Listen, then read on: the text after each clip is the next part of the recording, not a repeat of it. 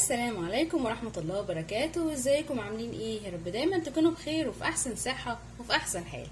يوم جديد وفيديو جديد هنعمل مع بعض النهاردة احلى واجمل عكاوي بالبصل المكرمل. بقى ايه تحفة. شايفين؟ بسم الله الرحمن الرحيم، اللهم بارك. حاجة جامدة جدا، مستوية ايه تحفة، مفيهاش غلطة. يلا بينا نشوف الوصفة الحلوة دي هنعملها ازاي. وما تنسوش تحطوا اللايك وتشتركوا في قناتي وتفعلوا زر الجرس عشان يوصلكم مني كل جديد. وكل سنة وانتم طيبين. والمقادير معانا سهلة وبسيطة. معايا عكاوي اللي هي ديل البهيمة، لو انتي مش عارفة اديني قلتلك. وادي توم شرايح، وفلفل رومي متقطع، وبصل جوانح. كتري بقى من البصل زي ما انت عايزه. ومعايا ملح وفلفل بابريكا وقرفه وحبهان بودر وسبع بهارات، وهنحط كمان رشه من جوز الطيب. يلا بينا على الطريقه. اول حاجه على النار هنحط زبده على زيت عشان تدينا بقى طعم حلو قوي. نسيحهم تسخن كده وبعدين نرجع نكمل. ننزل بقى بالعكاوي الجميله بتاعتنا.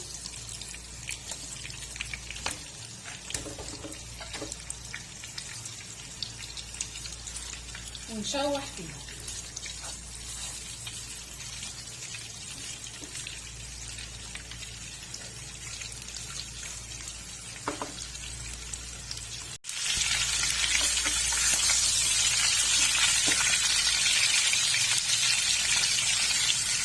ماشي.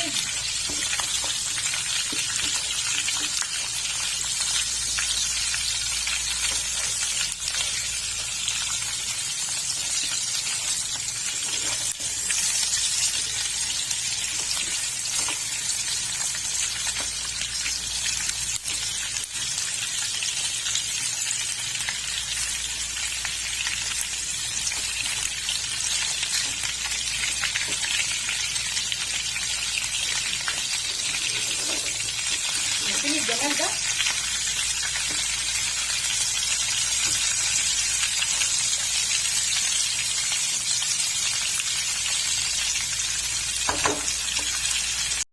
واحنا بنشوح كده هننزل بالتوابل.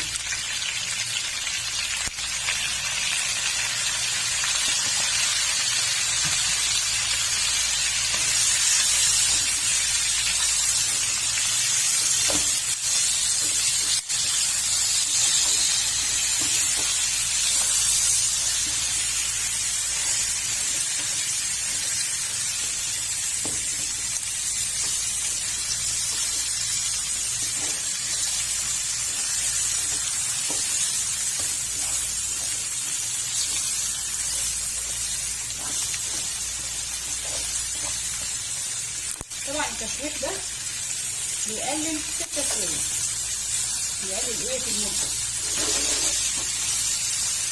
لو عايزين بقى تسلقوها تسلقوها برضه مش مشكله، بحيث ان هي تتسلق وتقطعيها من الشوربه وتحطيها ايه في الطاجن، تبقى حلوه قوي برضه.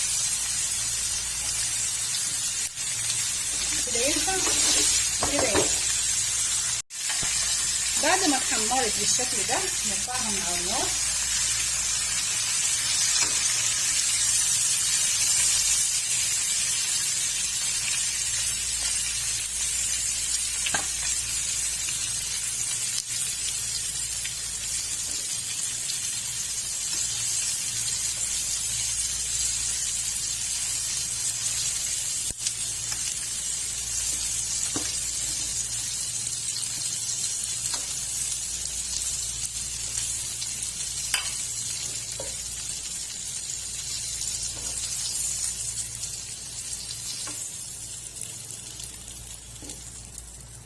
ونحط البصل.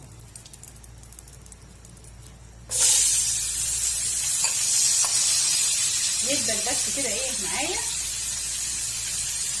ونشيل.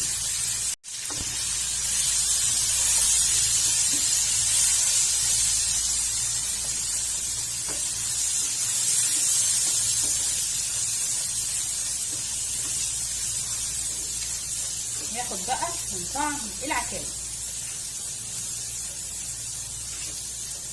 الله الله على الريحه، لازم بجد تجربوا الطريقه دي.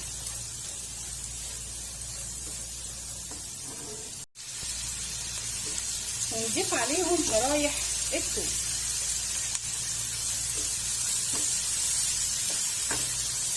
كده الموضوع كبير قوي.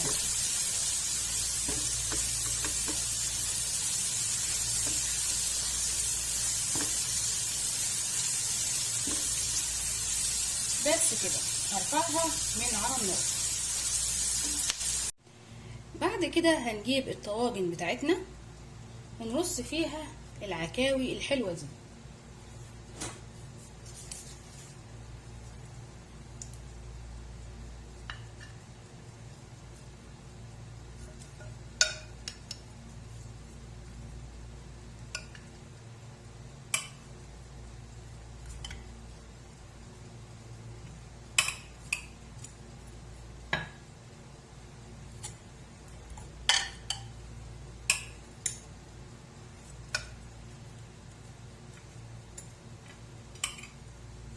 طبعا كل ما تستوي هتنزل كمية دهون هتخس خالص.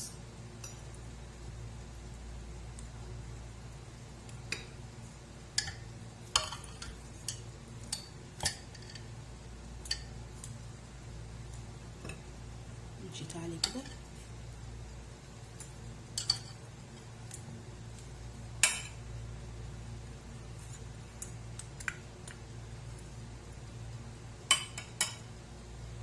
نمشي جنب اخواتك.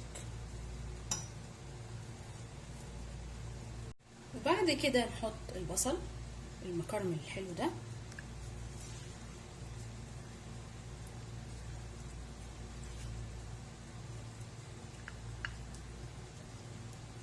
خطير.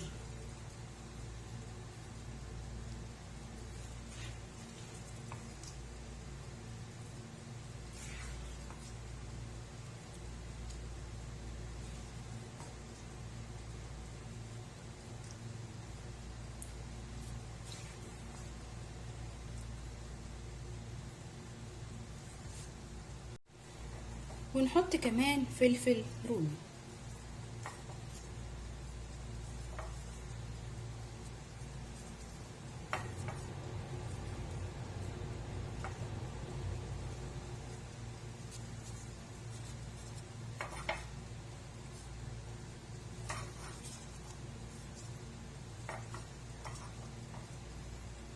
ونديله كده شقشاق من المية السخنة. شوفي بقى الجمال والحلاوة دي، حاجة بسيطة كده بس. الخضار مع العكاوي هينزل سوائل، مش هنعوز مية كتير.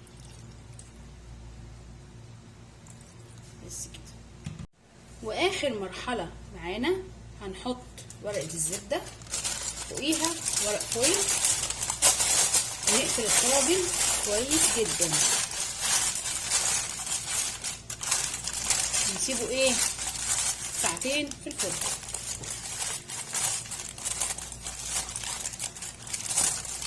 نقفل التاني نفس الطريقة. خلاص كده هندخلهم الفرن على الرف الوسطاني على 180 درجة. هنشغل من تحت بس لمدة ساعتين. طاجن العكاوي المتين اللي مفيهوش غلطة، حلو قوي قوي ويشرفك في العزومات.